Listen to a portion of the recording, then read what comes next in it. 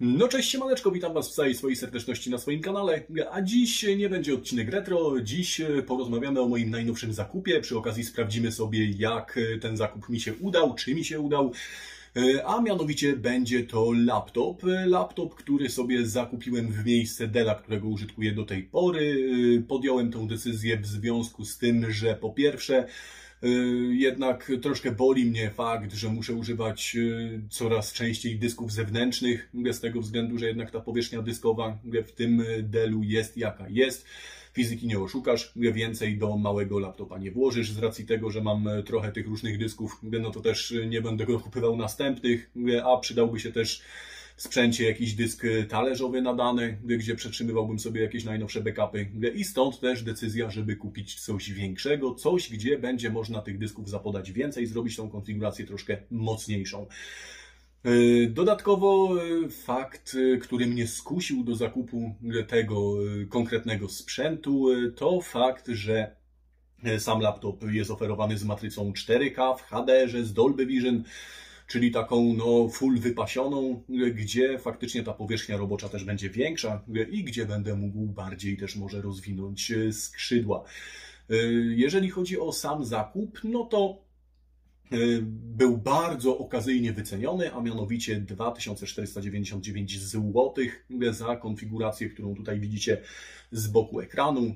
Jest to konfiguracja jak za te pieniądze całkiem mocna. Mamy tutaj 12-wątkową i7, mamy 64 GB pamięci RAM według opisu, matrycę z HDR-em, dysk 500 GB SSD, jaki sobie za chwilę sprawdzimy.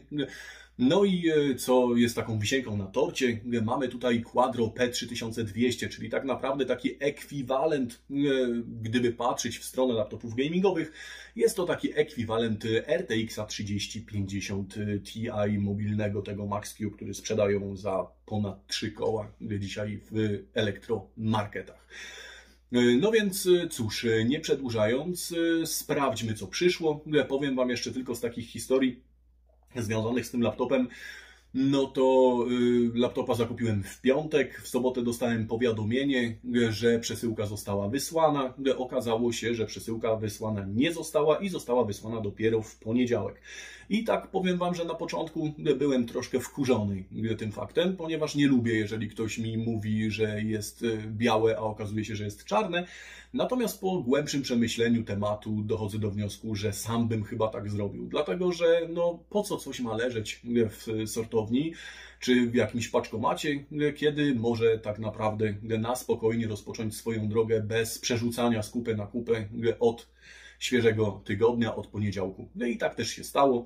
Dzisiaj mamy wtorek, kiedy ten materiał Wy zobaczycie, ja nie wiem, natomiast po niecałych 24 godzinach od momentu nadania przesyłki, przesyłka trafiła w moje ręce i cóż, razem sobie sprawdzimy, jak to wygląda w trakcie rozpakowania, z czym to się je i co za te pieniądze dostałem. Więc nie przedłużając, zaczynajmy.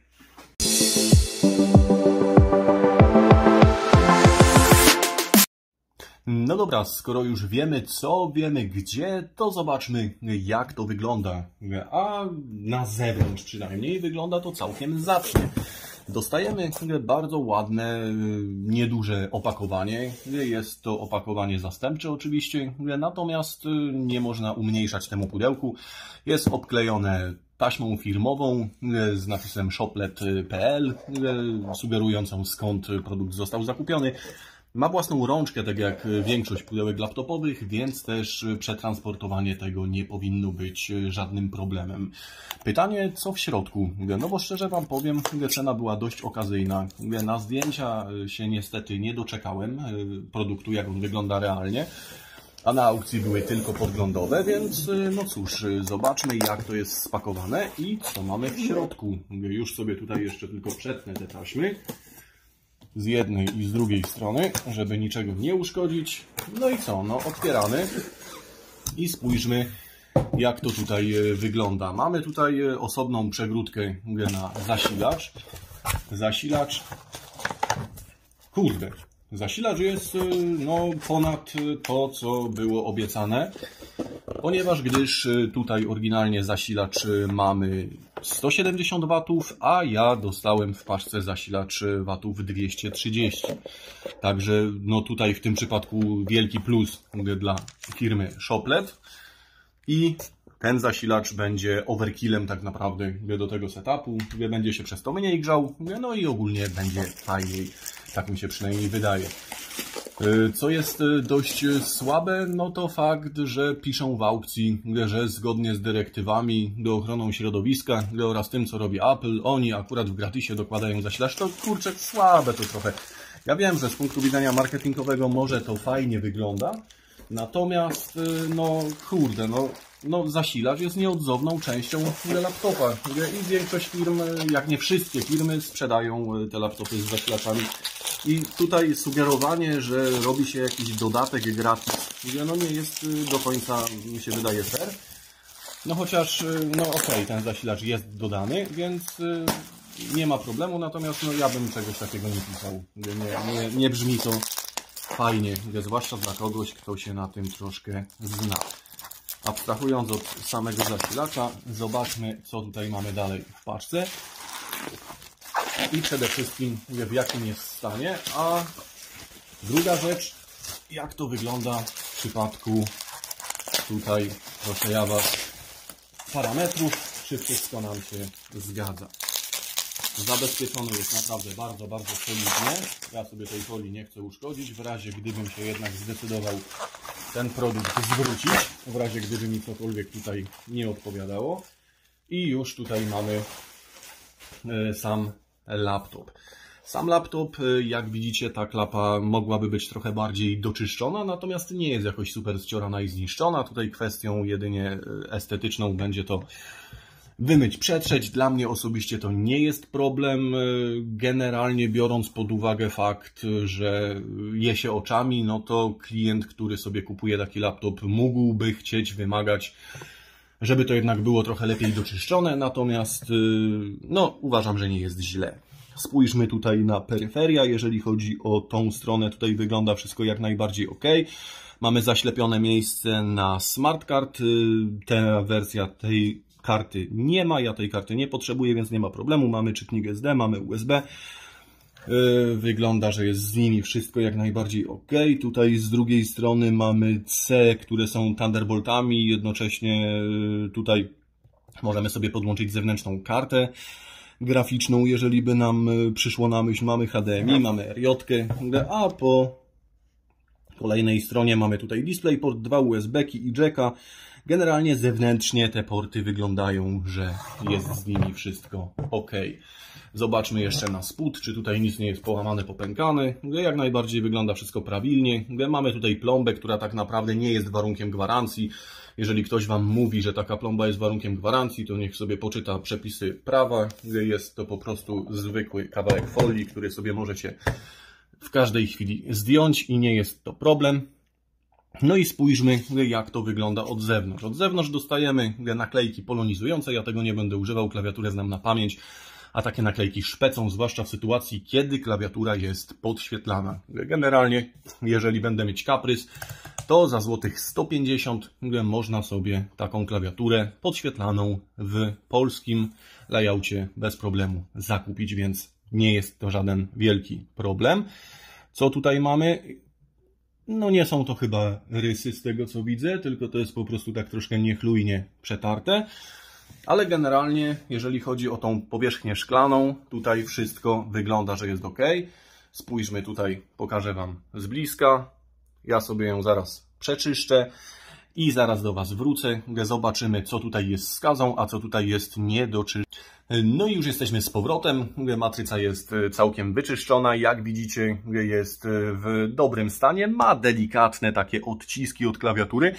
Ale szczerze Wam powiem, bardziej to widać na kamerze niż faktycznie realnie jest widoczne podczas jakiegoś patrzenia tak in front użytkowania. Natomiast co się tyczy stanu zewnętrznego, to powiem Wam szczerze, że jest całkiem dobrze. Jakkolwiek ta klapa na zewnątrz nie była wyczyszczona, tak tutaj, no kurde, ten palm rest, ogólnie ten środek wygląda całkiem zacnie. Tutaj nie ma potrzeby kombinować, żeby cokolwiek wymieniać, doczyszczać, oklejać.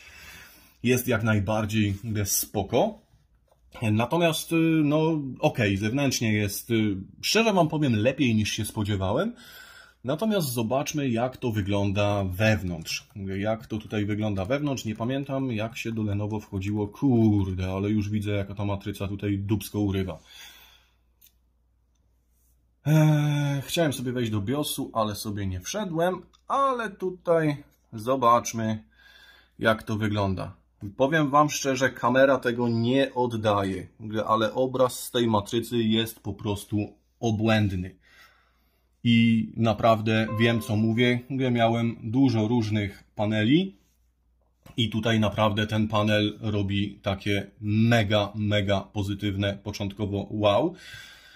Zobaczmy, jak to wygląda na białym tle, żeby sobie to obczaić. Wrzucimy sobie tutaj pusty dokument i otworzymy sobie go na cały ekran. No i jak widzicie, jest ładnie, równo podświetlona. Kamera, no kurczę, kamera tego aż tak nie oddaje, ale jest naprawdę, kurde, fajnie. Zobaczmy teraz, jak sytuacja tutaj wygląda z parametrami. Czy tutaj nic się nie pomylili w opisie. I tak, mamy tutaj na pewno matrycę 4K. Zrobimy sobie skalę... O kurde. Nie, na takim skalowaniu to my sobie nie pojedziemy, ale zrobimy sobie powiedzmy 175% i już jest ok. I to jest rzecz, na którą bardzo polowałem. Bardzo chciałem mieć matrycę 4K z tego względu, że obszar roboczy jest naprawdę potężny i to, co sprawiało mi trudność, a raczej potrzebę przewijania w przypadku matrycy Full HD, tutaj już nie będzie miało racji bytu. Więc ok, matryca, panel jest naprawdę super ok. Tak jak mówię, ja jestem pozytywnie zaskoczony. Szczerze powiedziawszy, nie spodziewałem się niczego takiego. Mamy tutaj i7 8850. To jest 6-wątkowa, 12-rdzeniowa i7 z 9 MB pamięci cache. Mamy tutaj 64 GB pamięci RAM. No i powiedzmy sobie szczerze, jak na jakby możliwości cenowe tego urządzenia, no to już ta konfiguracja prezentuje się bardzo fajnie.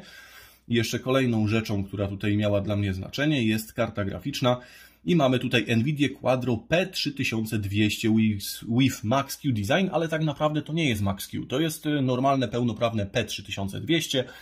Generalnie, jeżeli chodzi o wydajność tej karty, to jest gdzieś mniej więcej 10% mniej wydajna od Quadro RTX 3000, czyli to jest, jeżeli chodzi o 15-calowe laptopy, jedna z mocniejszych kart w tej chwili, które sobie możemy tutaj zapodać w takim mobilnym segmencie.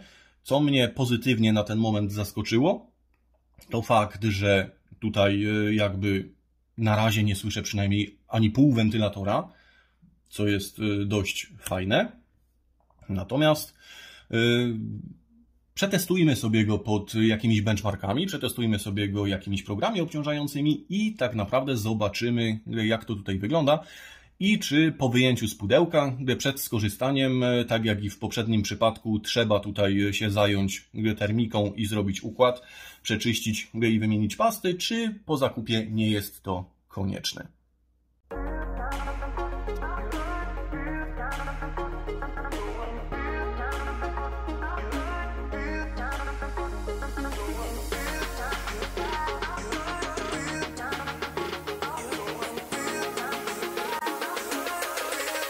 Jak widzicie, punktacja w samym 3D Marku 2011 na ten moment może nie jest jakoś super niska, ale też z drugiej strony jakoś ekstra dupy nie urywa. No ale hej, tutaj tak naprawdę testujemy na ten moment, jak laptop się zachowuje po wyjęciu z pudełka. I generalnie nie jest źle. Jeżeli chodzi o samą kulturę pracy, to tak naprawdę tylko 2 razy wentylatory wykręciły się na wyższe obroty i tutaj, jeżeli chodzi o te wentylatory, to nawet na tych wyższych obrotach ten dźwięk, pomimo tego, że tak, ok, jest słyszalny, to jest na tyle niski i stonowany, że myślę, że nikomu w żaden sposób by tutaj nie przeszkadzał. Natomiast Jeżeli chodzi o samą punktację, no cóż, ja sobie tutaj na nowo skonfiguruję system, postawię sterowniki, wszystko porobię pod siebie i myślę, że jeszcze troszkę się to dźwignie. Przy czym, tak jak mówię, na ten moment nie jest źle i generalnie, jeżeli chodzi o sklep Shoplet.net, no tutaj z racji tego, że nie wiedzieli w momencie pakowania i wysyłki, do kogo idzie ta przesyłka i że będzie w ogóle jakikolwiek materiał na ten temat nakręcony, uważam, że jest całkiem spoko. Sprawdźmy sobie jeszcze, jak to wygląda w Signbenchu, a na koniec sprawdzimy sobie temperaturki i przejdziemy do podsumowania.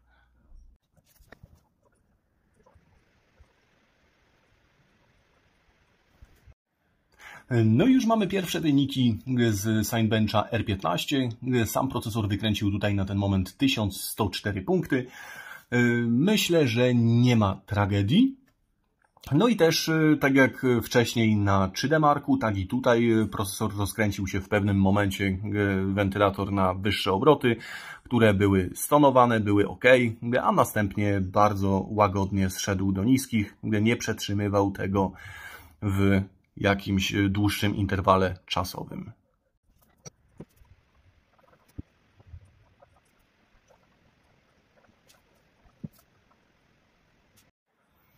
I kolejna szybka akcja i kolejnie tutaj bardzo fajnie się wentylator zachowywał podczas obciążenia. No i wykręciło nam tutaj w Signbenchu R20 2419 punktów. Myślę, że kurde, nie jest źle, aczkolwiek nawet wydaje mi się, że mogłoby być lepiej. Ale super, ok. Nie mieliśmy tutaj żadnego problemu, nic się nie zawiesiło, wszystko fajnie działa, więc przejdźmy do kolejnego benchmarka.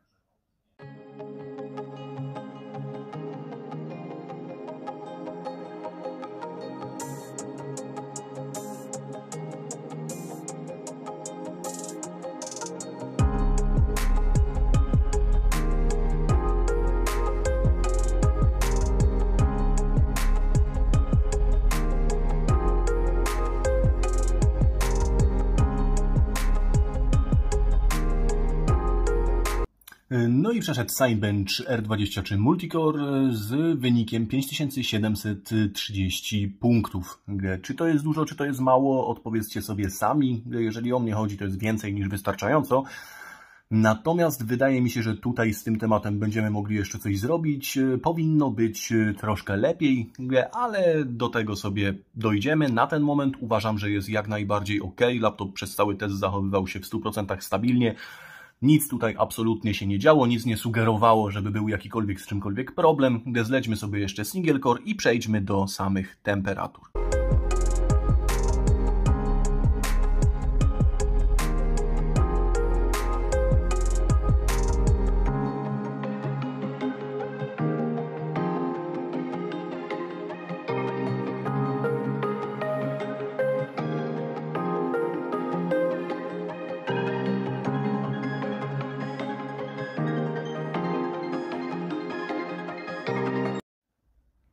No i zakończyliśmy single core w Signbenchu R23 i tutaj powiem Wam, całkiem przyjemnie to wyszło z punktacją, bo w single core otrzymaliśmy 1152 punkty, czyli w zasadzie poziom i9 9880H, czyli takiego no fajnego, już przyjemnego procka.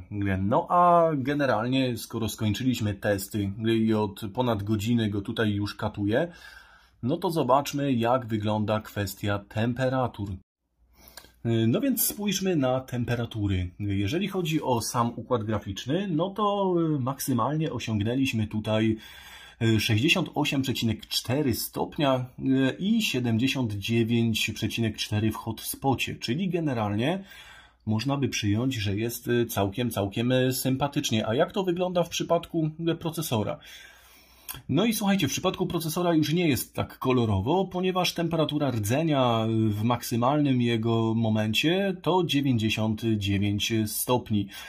Średnia temperatura to stopni 68, czyli tak de facto można przyjąć, że to 99 występowało w momencie, kiedy wentylator dopiero miał się wykręcić na wyższe obroty, a później już się to w miarę możliwości stabilizowało. W tej chwili wentylatory są całkowicie wyłączone. Pracujemy sobie tutaj w idlu i temperatura w idlu to 39 stopni. Więc uważam, że zaraz po zakończeniu benchmarka taka temperatura jest jak najbardziej ok.